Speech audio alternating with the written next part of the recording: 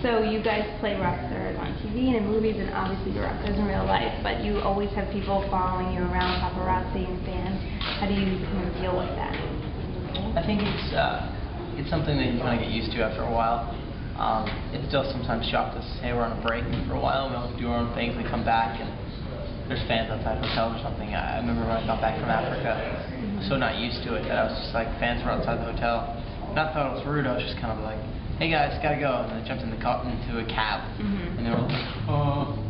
Of course, just because I wasn't used, you kind of forget after a while, I'm like, why are they outside? It's so weird. But you appreciate it.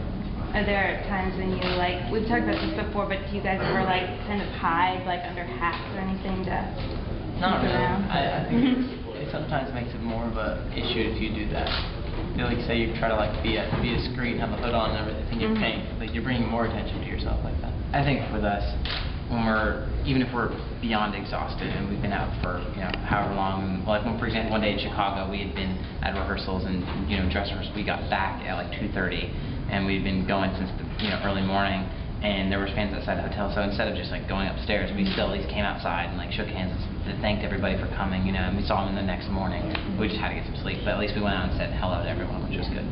How do you, speaking of that, you guys are always on the run doing stuff, how do you deal with that, and like what advice would you have for girls that are like balancing school and sports and work?